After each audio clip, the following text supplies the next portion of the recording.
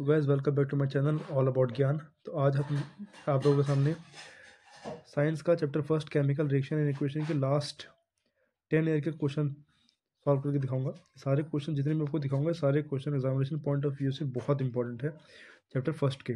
तो धीरे धीरे करके मैं सारे चैप्टर के बायोलॉजी ऑलरेडी मैं अपलोड कर चुका हूँ 5, 6, 7, 8 के। अब मैं केमिस्ट्री के सारे क्वेश्चन अपलोड कर रहा हूँ लास्ट 10 ईयर के। तो आप लोग इन क्वेश्चंस को एक बार ज़रूर से देख लीजिएगा क्योंकि इन क्वेश्चंस में से ही पेपर आपका बनेगा। तो सबसे पहला क्वेश्चन क्या बोल रहा है कि when 2 ml of sodium hydroxide solution is added to a few pieces of a granulated zinc। जब मैं सोडियम को मिलाऊंगा जिंक के साथ, सोडियम हाइड्रोक्साइड जब मैं सोडियम हाइड्रोक्साइड्स को जिंक से मिलाऊंगा तो मेरे पास sodium hydroxide is a strong base को जब मैं जिंक से मिलाऊंगा तो क्या बनेगा मेरे पास sodium zincate Na2ZnO2 sodium zincate, इसका नाम है सोडियम जिंकेट ये वाला पार्ट सोडियम जिंकेट है हमारे पास, सोडियम जिंकेट और प्लस जो हाइड्रोजन गैस है हमारे पास, हाइड्रोजन गैस इवॉल्व होगी। तो इसने पूछा इनमें से कौन सा बैलेंस्ड केमिकल इक्वेशन। देखिए ये जो वर्ड इसने बोला ना पेपर में ये बहुत इंपॉर्टेंट है, बैलेंस्ड केमिकल इक्वेशन। तो बैलेंस्ड केमिकल इक्वेशन के लिए देखिए आपको बैलेंस करना बहुत ज़रूरी है। तो अगर मैं इसमें ऑप्शन नंबर बी है, अगर मैं इसको बैलेंस करूँगा ऑप्शन नंबर बी, तो बैलेंस करने के लिए देखिए अगर मैं बैलेंस करना बताता हूँ तो देखिए यहाँ पे जिंक जब सोडियम कितना सोडियम मेरे पास सिर्फ एक है, यहाँ पर सोडियम 2 है। तो अगर मैं यहाँ 2 से मल्टीप्लाई कर दूँ तो मेरे पास सोडियम डबल हो जाएंगे। यहाँ पर जिंक 1 है, यहाँ पर भी जिंक 1 है, कोई दिक्कत नहीं। हाइड्रोजन ऊपर 2 का है, हाइड्रोजन 2 इवॉल्व हो गई, यहाँ पर ऑक्सीजन 2 है हमारे पास, ऑक्सीजन 2 है। तो ये बैलेंस केमिकल इक्वेशन बी हो गई हमारे पास। आगे बढ़ते हैं हम लोग क्वेश्चन नंबर सेकंड की तरफ। क्वेश्चन नंबर सेकंड क्या बोल रहा है, select the following decomposition reaction in which source of energy for decomposition is light. इनमें से किसके अंदर सोर्स ऑफ डिकम्पोजिशन लाइट है। तो देखिए अगर मैं पहले वाले की बात करता हूँ तो ये थर्मल डिकम्पोजिशन है, दूसरे वाले की बात करता हूँ तो इलेक्ट्रोलाइटिक डिकम्पोजिशन है, ये थर्ड वाला फोटो डिकम्पोजिशन के अंदर आता है, थर्ड वाला फोटो डिकम्पोजिशन के अंदर आता है, और ये फोर्थ वाला भी मेरे पास थर्मल डिकम्पोजिशन का पार्ट है। तो इसमें क्वेश्चन पूछा है इसमें लाइट सोर्स है तो C option is the correct क्योंकि ये फोटोग्राफी में इस्तेमाल किया जाता है। आगे हम लोग बढ़ते हैं क्वेश्चन नंबर थर्ड की तरफ।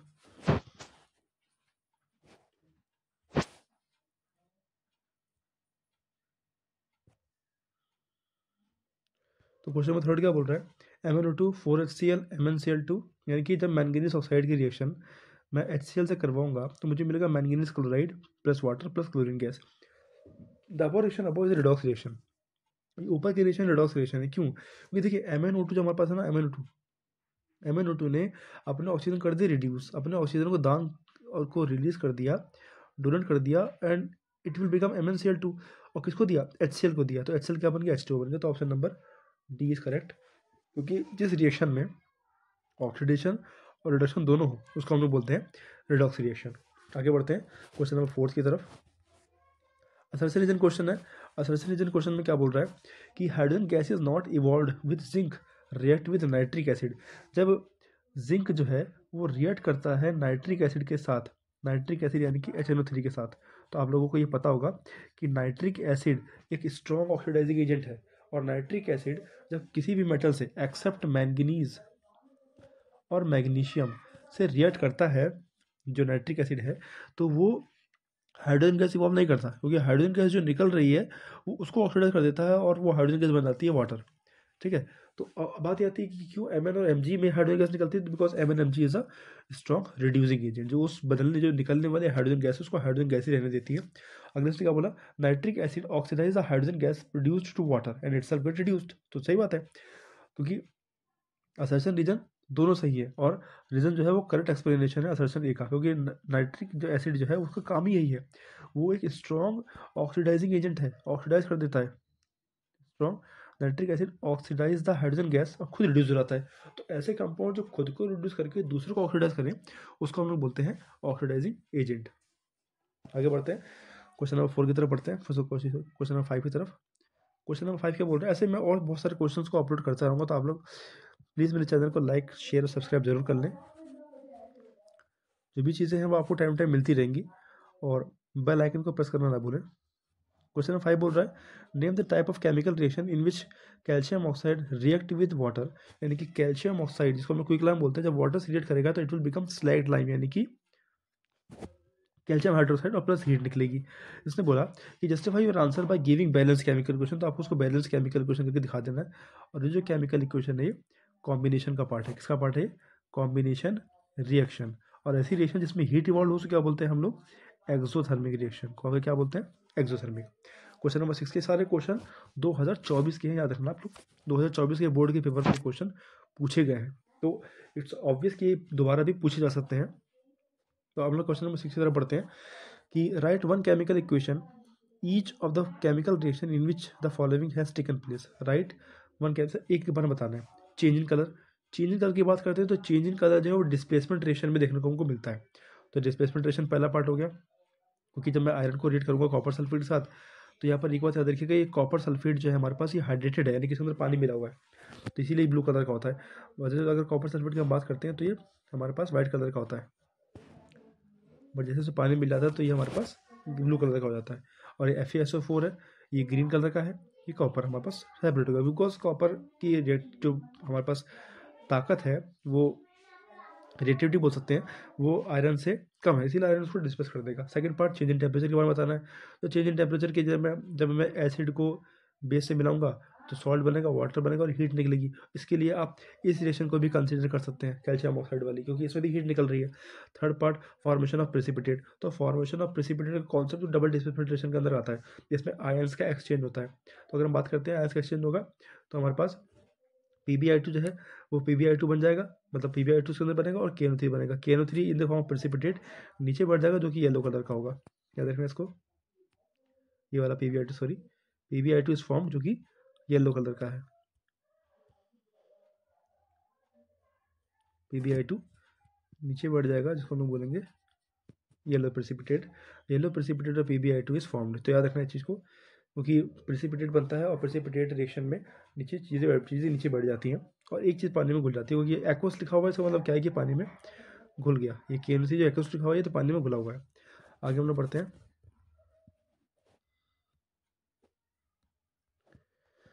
क्वेश्चन नंबर, अब यहाँ से 21 और 22 के भी क्वेश्चन शुरू हैं, तो इन क्वेश्चन को गौर से देखिएगा कि sodium react with water to form sodium hydroxide and hydrogen gas, the balance equation कौन सी हो जाएगी? तो सिंपल सी बात है, इसमें बी वाला पार्ट होगा, क्योंकि जब बैलेंस केमिकल रिएक्शन की बात करेंगे, जब मैंने सोडियम को रिएक्ट करवाया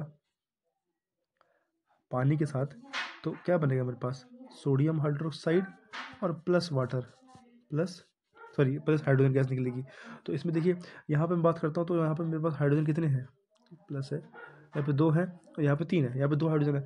अगर मैं सोडियम को 2 से मल्टीप्लाई कर देता हूँ तो यहाँ पे भी 2 से मल्टीप्लाई हो गया, तो हाइड्रोजन कितना हो गया? 4, यहाँ पे 2 से मल्टीप्लाई कर दिया तो ये भी 4 हो गए, ऑक्सीजन बैलेंस हो गई हमारे पास। तो बी वाला पार्ट इसका करेक्ट। तो ऐसे क्वेश्चन नंबर चैप्टर नंबर 1 से आते हैं, तो आप लोगों को सारे क्वेश्चन को प्रॉपरली देखना है। मेरे क्वेश्चन को अपलोड करने का मेन रीज़न ही यही है कि आप लोगों को लास्ट 10 ईयर का क्वेश्चन मिल जाए, और CBSE वाले लास्ट 10 ईयर से ही क्वेश्चन बनाते हैं, इस चीज़ का आपको ध्यान रखना है। कोई भी क्वेश्चन नया नहीं पूछा जाता, आपको यही क्वेश्चन ही मिलेंगे। आप लोग पेपर देख लीजिएगा, फिर मुझे बताइएगा आपको इनमें से ये भी क्वेश्चन बाहर मिल जाए तो मेरी गारंटी है। आगे बढ़ते हैं। क्वेश्चन नंबर 2 दे रखा है कि it is important to balance the chemical equation to satisfy the law of conservation of mass which the following statement of the law is incorrect. यानी कि law of conservation of mass क्या बोलता है? जितना reactant का है the balance equation है कि जितना मास रिएक्टेंट का होता है उतना मास प्रोडक्ट का होता है। तो अब बात करते हैं, इसके अंदर इसने बोला कि इनमें से कौन सी बात गलत है। पहला ऑप्शन पढ़ते हैं, the total mass of the element present in the reactant is equal to the total mass of the element present in the product. तो सही बात है, जितना मास रिएक्टेंट का होगा उतने मास प्रोडक्ट का बनेगा। भाई अगर मैं पानी 3 ग्राम ले रहा हूँ तो मेरे पास 3 ग्राम पानी के रिलेटेड कंपाउंड बनेगा, हाइड्रोजन गैस ऑक्सीजन गैस बनेगी, क्योंकि ये 10-15 ग्राम तो बन नहीं जाएगा मेरे पास। ऐसे ही the number of item of each element remains the same before and after the chemical reaction. ये भी बात सही है हमारे पास। सी क्या बोल रहा है? The chemical composition of the reactant is same before and after the reaction. नहीं, केमिकल कंपोजिशन जो है हमारे पास वो केमिकल कंपोजिशन सेम नहीं रहती, तो ये ऑप्शन गलत हो जाएगा।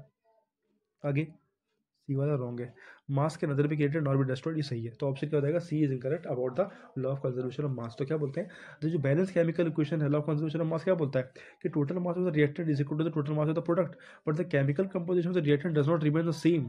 Before and after the reaction. देखिए अगर पानी जैसे मैंने सोडियम हाइड्रोक्साइड की रिएक्शन करवा दी मेरे पास जिंक के साथ, तो वो सोडियम जिंकेट बन जाएगा। तो इसका मतलब ये थोड़ी कि वो सोडियम हाइड्रोक्साइड या जिंक वो एज इट इज का एज इट इज रखा रहेगा, नहीं, इट विल बिकम प्रोडक्ट, वो प्रोडक्ट बन गया। तो ये सी गलत है। आगे हम लोग बढ़ते हैं क्वेश्चन नंबर 3 की तरफ। क्वेश्चन नंबर 3 क्या बोल रहा है, in which of the following the identity of the initial substance remains unchanged. In किस इसमें से किसके अंदर इनिशियल सब्सटेंस जो था वो अनचेंज्ड रहेगा। तो ये गौर से देखिएगा, कर्डलिंग ऑफ मिल्क की बात करते हैं, दूध का दही बनना, इनिशियल सब्सटेंस सेम का रहा, दूध का दही बन गया। Formation of crystals by process of crystallisation, जो फॉर्मेशन ऑफ क्रिस्टल है प्रोसेस ऑफ क्रिस्टलाइजेशन। तो देखिए अगर मैं बात करता हूँ कॉपर सल्फेट की, जब इसमें पानी मिलाऊंगा 2H2, तो क्या बन जाएगा, ये बन जाएगा CuSO4। मैं यहाँ पे लिख देता हूँ ताकि आप लोगों को विजिबल हो जाएगी। CuSO4.2H2O बनेगा, उसको हम लोग बोलते हैं ब्लू विट्रल। क्या बोलते हैं, ब्लू विट्रल। तो इसने क्या बोला, मुझे the following the identity of initial substance remains unchanged. तो इनिशियल सब्सटेंस की जो आइडेंटिटी है वो चेंज हो गया, बट वो क्या बन गया, पानी ऐड हो गया, उसका कलर चेंज हो गया, बाकी उसकी जो प्रॉपर्टी है वो तो सेम के सेम ही रहेगा, जो उसका सॉरी जो इनिशियल सब्सटेंस जो है हमारे पास वो सेम रहेगा। तो क्या हो जाएगा, ऑप्शन नंबर बी। बाकी सब बदल जाएंगे, digestion of food, fermentation of grapes, इन सब में नई चीज़ें बनेंगी। खाली बी ऐसा इसमें कोई नई चीज़ नहीं बनेगी, बस खाली वो हाइड्रेट हो जाएगा, पानी वाटर ऑफ क्रिस्टलाइजेशन हो जाएगा। आगे हम लोग बढ़ते हैं क्वेश्चन नंबर 4 की तरफ। ये क्वेश्चन नंबर 4 जो है वो हमारे पास 2020 में पूछा गया है बोर्ड में। ये सारे क्वेश्चन बोर्ड के क्वेश्चन है, याद रखिएगा, और इन क्वेश्चंस को प्रॉपरली कर लीजिएगा। मैं दोबारा कह रहा हूँ, क्वेश्चन दे रखा है identify XYZ in the following reaction. मेरे पास ये रिएक्शन दे रखी है, रिएक्शन है KClO3 को जब मैं हीट करूँगा, O3 सॉरी, को जब मैं हीट करूँगा तो मुझे क्या मिलेगा, KCl प्लस 3O2 को बैलेंस कर दीजिएगा। ये रिएक्शन है, ClO3 है हमारे पास। अब इसने बताया कि identify XYZ in the following reaction. जो X क्या है हमारे पास, और हमारे पास Y reduction reaction condition, Z gas. Identify XYZ in the following reaction. तो इसमें XYZ के बारे में क्वेश्चन कहाँ दे रखा है, एक्स क्वेश्चन को अगर मैं देखता हूँ, इस रिएक्शन को उन्होंने प्रॉपरली दिया नहीं है। तो अगर मैं इस रिएक्शन की बात करता हूँ तो उसने बोला है ये यहाँ पर शायद इस जगह पे ये X है, ये KCl वाला, कि इसमें क्वेश्चन पूरा मेंशन नहीं है, मैं आप लोगों को बता दे रहा हूँ। और ये मेरे ख्याल से जो ये वाला है ये Y है मेरे पास, और Z मेरे पास की फिजिकल कंडीशन होगी।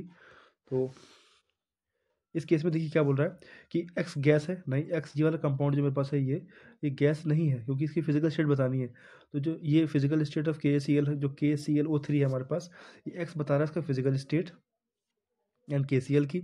Y बता रहा है रिएक्शन की कंडीशन कैसी है, रिएक्शन की जो है वो कंडीशन कैसी है। और Z बता रहा है कि फिजिकल स्टेट ऑफ O2 कैसा, O2 किस कंडीशन में है। तो O2 ऑब्वियस बात है, जब भी O2 निकलेगा तो वो गैस फॉर्म में ही निकलेगा, किसी भी रिएक्शन में, लिक्विड फॉर्म में तो निकलेगा नहीं। तो option number D is correct. आगे बढ़ते हैं हम लोग, इसको मैं अप कर देता ताकि क्वेश्चन 5 को दिखाई दे। क्वेश्चन नंबर 5 क्या बोल रहा है कि following is the balanced chemical equation for the action of steam on iron. देखिए आयरन एक ऐसा मेटल है जो स्टीम से रिएक्ट करता है, ये रिएक्शन मुझे दे रखी है। अब इसने बताया रीजन के बारे में, the law of conservation of mass holds good, the law of conservation of mass holds good for a chemical reaction. तो इसमें बताना है कि क्या सही है हमारे पास। असर्शन रीजन दोनों सही है और करेक्ट एक्सप्लेनेशन है, तो ऑब्वियसली बात है कि इसका आंसर हो जाएगा, क्योंकि दोनों सही है। ये स्टीम से रिएक्शन करने पर आयरन ऑक्साइड बनेगा, प्लस पानी बाहर निकल जाएगा। और the law of conservation of mass क्या बोलता है, holds good for a chemical reaction. तो आंसर रीजन इज करेक्ट, ये आंसर इज करेक्ट हो जाएगा। द बैलेंस केमिकल इक्वेशन जो है वो लॉ ऑफ कंजर्वेशन ऑफ मास को फॉलो करती है, और ये बैलेंस्ड केमिकल इक्वेशन है जो ऊपर लिखा हुआ है। तो आपको इस चीज़ को याद रखना है, ये बैलेंस्ड केमिकल इक्वेशन है। Balanced chemical equation always follow the law of conservation of मास, को भूलना मत आप लोग। आगे बढ़ते हैं क्वेश्चन नंबर 6 की तरफ।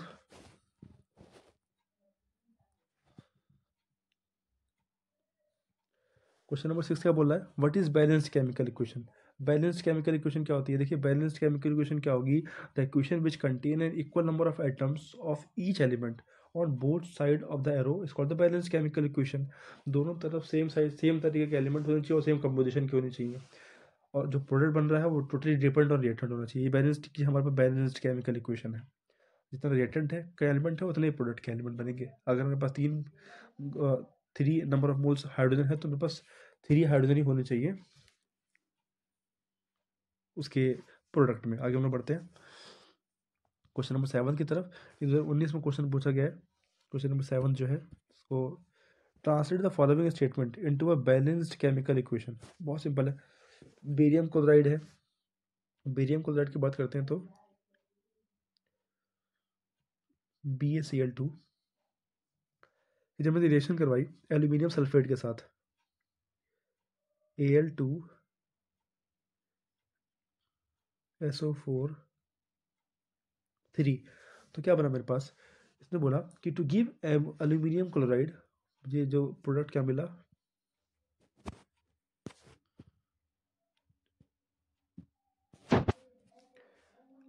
एल्यूमिनियम क्लोराइड AlCl3 मिला और प्लस मुझे मिला BaSO4। तो ऑब्वियस बात आपको दिख ही रहा है कि कौन सी रिएक्शन है ये, हमारे पास डबल डिस्प्लेसमेंट रिएक्शन है। कौन सी रिएक्शन है, डबल डिस्प्लेसमेंट। इसने बताया मुझे कि इसको चेंज करना था तो चेंज कर दिया, उसको बैलेंस कर लीजिए आप लोग। यहाँ बेरिंग जो हमारे पास क्लोरीन है ये 2 है, यहाँ पे क्लोरीन 3 है, तो इसको बैलेंस करने के लिए मैं यहाँ पे इसको 3 से मल्टीप्लाई कर देता हूँ, यहाँ को 2 से मल्टीप्लाई करिए, हो गया बैलेंस। क्योंकि और बाकी क्या है हमारे पास, ऑक्सीजन मेरे पास 4 थी, 12 4, और यहाँ बेरिलियम को 3 से मल्टीप्लाई कर देंगे तो हो गया बैलेंस। आप लोगों को बैलेंस करनी आती होगी, बैलेंस करना एक बार सीख लीजिएगा, क्योंकि इस टाइम पे अगर हम लोग बैलेंस करना सीखेंगे तो टाइम काफ़ी ज़्यादा चला जाएगा, और वीडियो की तरफ लंबा लेके जाना नहीं है मेरे को। आगे हम लोग बढ़ते हैं क्वेश्चन नंबर 12 की तरफ। क्वेश्चन नंबर 12 क्या बोल रहा है, सॉरी क्वेश्चन नंबर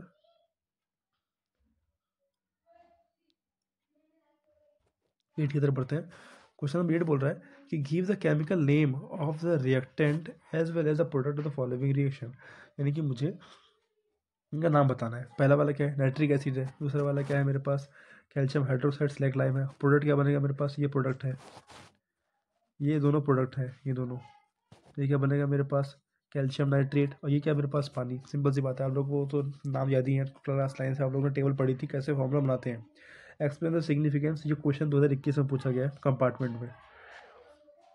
आगे बढ़ते हैं, explain the significance of photosynthesis. Photosynthesis की सिग्निफिकेंस क्या है, फोटोसिंथेसिस सिंपल सी बात है, photosynthesis is a process by which the plant makes their food. Plants अपने खाना बनाते हैं। और जो रिएक्शन है हमारे पास इसमें क्या है, कार्बन डाइऑक्साइड पानी आपस में मिलते हैं, in the presence of sunlight chlorophyll में ग्लूकोज बनता है, ऑक्सीजन गैस निकलती है, और सम अमाउंट ऑफ वाटर निकलता है in the form of trans in the process of by the process of transpiration. तो इसी चीज़ याद रखिएगा आप लोग।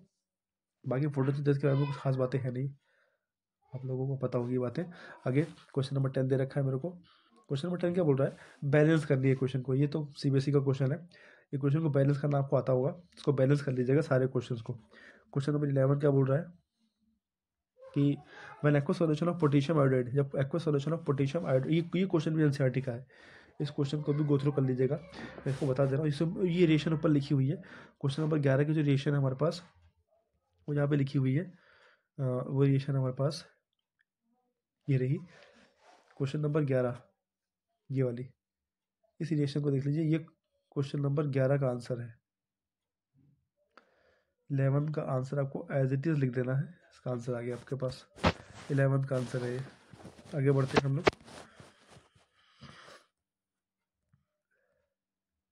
जैसे आपको टिक लगाना है, 2023 का क्वेश्चन है तो सिंपल ही बात है, आपको टिक लगाना, तो उसका आंसर क्या हो जाएगा हमारे पास, B। आगे बढ़ते हैं हम लोग, क्वेश्चन नंबर 12 अगेन 2023 का क्वेश्चन है ये। Metal ribbon x burn in oxygen with dazzling white flame form में वाइट ऐश बनती है। तो सिंपल सी बात है, जब मैं मैग्नीशियम को बर्न करूंगा in the presence of oxygen तो मैग्नीशियम ऑक्साइड बनेगा। मैग्नीशियम रिबन जला रहे हैं हम लोग, तो आंसर क्या हो जाएगा हमारे पास, B। आगे बढ़ते हैं question number 13, the balance chemical equation show reaction between quick lime and water. Quick lime और वाटर के बीच में जो balance chemical equation, same book का क्वेश्चन है। कॉम्बिनेशन रेशियो ऊपर मैंने बताया इसको। जब मैं कैल्शियम ऑक्साइड और पानी को मिलाऊंगा तो मेरे पास क्या होगा, ये option number C is correct. Hydrogen gas नहीं निकलती इसके अंदर, इसको ध्यान रखना, क्योंकि एक गलती आपको पूरा आंसर गलत कर देगी। क्वेश्चन नंबर 14 क्या बोल रहा है? क्वेश्चन नंबर 14 बोला है study the following chemical reaction. ये सारे ऐसे मैं कल आप लोगों को सेकंड चैप्टर के नोट्स दूंगा, मतलब ऐसे ही सारे क्वेश्चन दूंगा और इन्हीं को कर लीजिए आप, अब आपको कुछ करने की जरूरत नहीं है। अगर आपको साइंस में 100 आउट ऑफ 100 लेके आने हैं तो जो मैं आपको दे रहा हूँ उसको आप लोग करते रहिए, वही आपके लिए मोर देन इनफ है, समझ में? और यकीन नहीं आ रहा तो आप लोग पेपर में देख लीजिएगा, ये सारे क्वेश्चन आपको वे मिल जाएंगे, इसमें से ही क्वेश्चन आएंगे, इससे बाहर क्वेश्चन नहीं आएगा। आगे बढ़ते हैं हम लोग। Study the following chemical reaction. Sodium को मैंने रिएट करा पानी के साथ, सोडियम हाइड्रोक्साइड बना और हाइड्रोजन गैस मेरे पास अलग हो गई।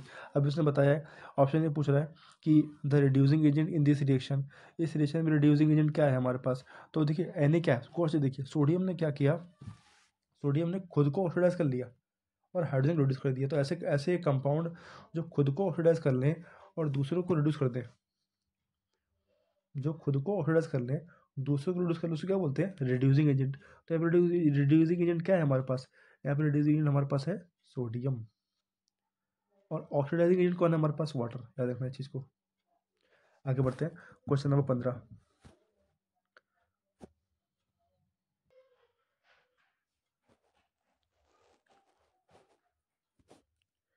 जितने भी क्वेश्चन से आपको दिख रहे हैं, सारे क्वेश्चन देख लीजिए आप लोग और इसको प्रॉपरली कर लीजिएगा ज़रूर आप लोग, क्योंकि आप लोगों को दिक्कत नहीं होनी चाहिए पहले चैप्टर के रिगार्डिंग। बाकी बायोलॉजी की तो मैं पहले बता चुका हूँ कि मैंने आप लोगों को सामने अपलोड कर दिए हैं, बायोलॉजी के क्वेश्चन मैंने अपलोड कर दिए हैं, तो आप लोग देख सकते हैं। ताकि मेरी, मैं उसको डिस्क्रिप्शन बॉक्स में लिंक डाल दूँगा, या तो मेरे चैनल पर पड़ा हुआ आप लोग देख सकते हैं। ये क्वेश्चन थर्ड की बात 53 की बात कर रहे थे, तो आप लोग को बताना था कि कौन सी रिएक्शन है। तो ऑब्वियस बात है, ये कॉम्बिनेशन मैंने बताई थी, ये डबल डिस्प्लेसमेंट है और डिस्प्लेसमेंट रिएक्शन है। रिडक्शन रिएक्शन क्या होती है, इसमें ऑक्सीडेशन, हमारे पास ऑक्सीजन का गेन होता है, हाइड्रोजन का लॉस होता है, और ये हाइड्रोजन गेन होता है, ऑक्सीजन लॉस होता है। तो ऐसे ही क्वेश्चन दे रखे हैं, आप लोग कर लीजिएगा प्रॉपरली। नहीं आता तो मैं आप लोगों को बता दूंगा, आप लोग मुझे क्वेश्चन नंबर जरूर मेंशन कर दीजिएगा, मैं आप लोगों को उसका आंसर दे दूंगा, ठीक है। तो इस वीडियो में इतना ही, हम लोग मिलते हैं कल फिर नेक्स्ट वीडियो में। तब तक के लिए अपना ख्याल रखिए और पढ़ते रहिए।